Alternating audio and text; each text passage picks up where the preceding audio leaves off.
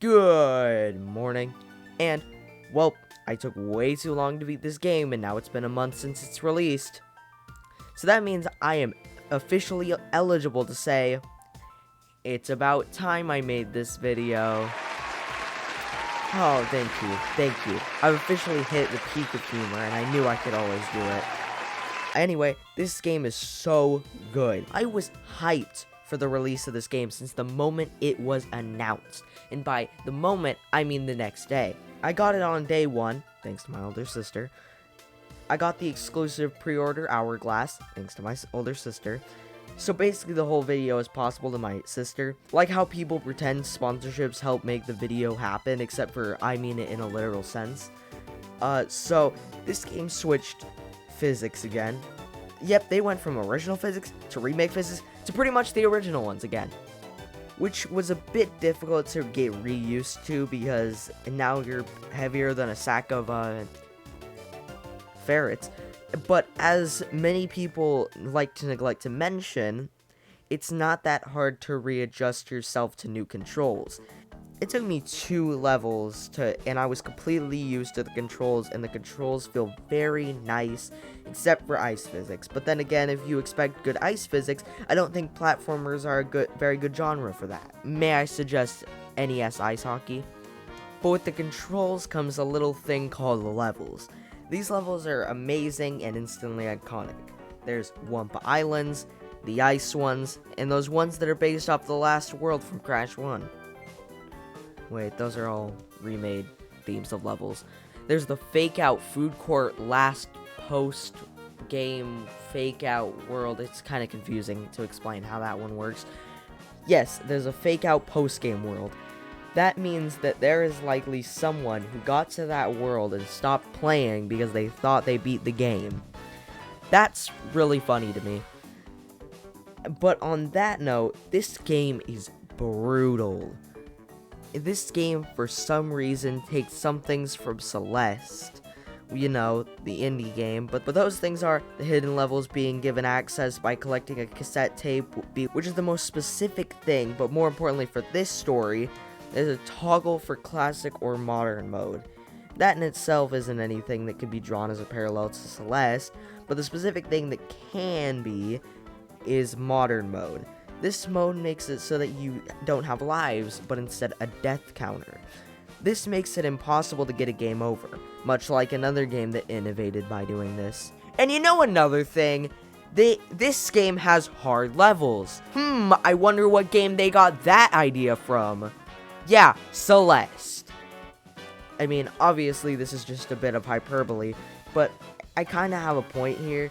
They're both amazing games, and it might be just my love for both of these games, trying to draw parallels. But anyway, the gameplay is completely under citrus. Sublime, if you will. There's 2 subsets of different gameplay styles. There's Quantum Masks and all the different characters on their own. I'll talk about Quantum Masks first. These don't change too much, but they do make things much more fun. First along, there's Lanny Lowly, the main one. This changes literal dimensions. And by literal dimensions, I of course mean phase platforms in and out of existence. It's not bad, it's just disappointing. Honestly, that sounds like a great new bio for my channel. The next Quantum Masks is Akano, which is kind of a difficult power to explain. They call it the Dark Matter Spin, and it basically does 2 things. It, 1, makes you spin, obviously, but that makes you more floaty and able to platform further.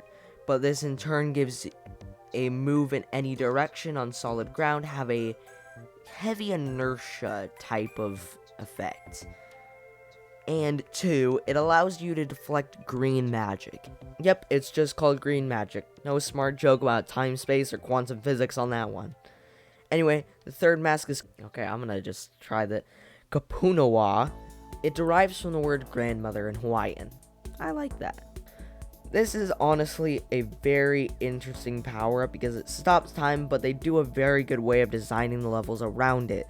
There's a genius trick with nitro crates where if you stop time, it will make the nitro crates explode slower.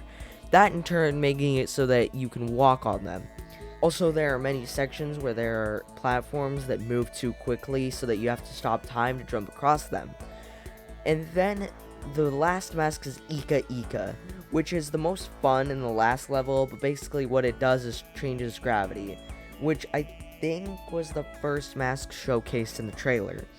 It doesn't have as many smart uses as the other ones, except for the last level. All of these masks are a play on the original Crash 4 Elemental mask, but this time they're the protagonists. But these masks aren't the only variation in gameplay this game has to offer. There are also different returning characters. There's obviously Crash and Coco, who play exactly how you think they would, and vary only when quantum masks are included. But there is the first introduced other character, that being the very heavily redesigned Tawna. I'm fine with the redesign, and I guess it makes sense since she's from a whole different dimension. So basically, there's a little tidbit in the story where Crash and Coco canonically get obliterated in Tawna's new dimension. This may be just the most dark and funny joke in the entire series, except a lot of Crash to Insanity's humor, but that doesn't count. But yeah, Tawna is pretty fun to use. She has a kick instead of a spin, much like Coco in the original Crash 4, aka Wrath of Cortex. There's also a very fun grappling hook to use, and a wall jump that's kinda janky to use. So I think this is a pretty good, but not the best.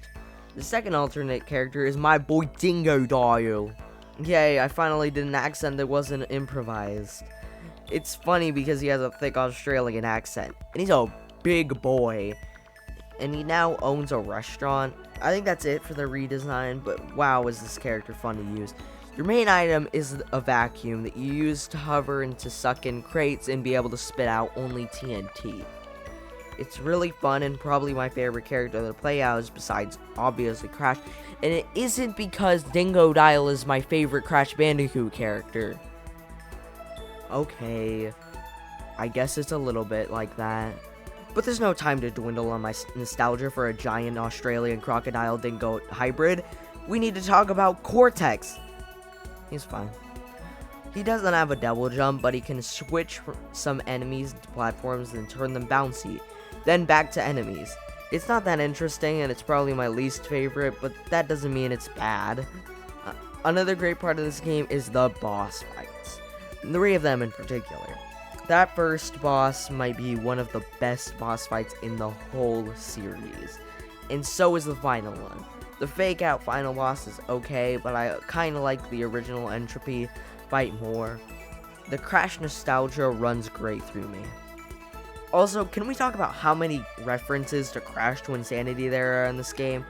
I mean, I literally figured out that fake out final boss was pretty much the evil twins from Crash to Insanity, and come on! You have to tease me with an achievement name like that?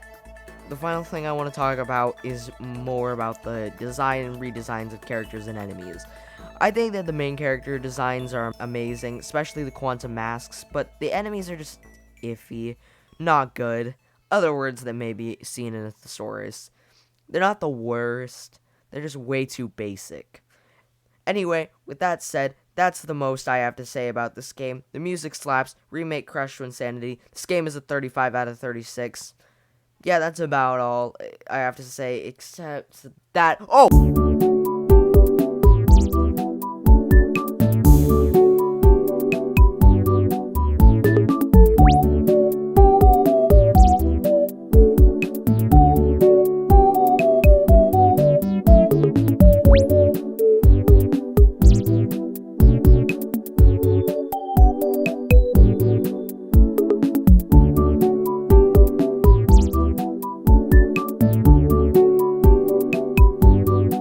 And that's why I can't get a pet naked mole rat.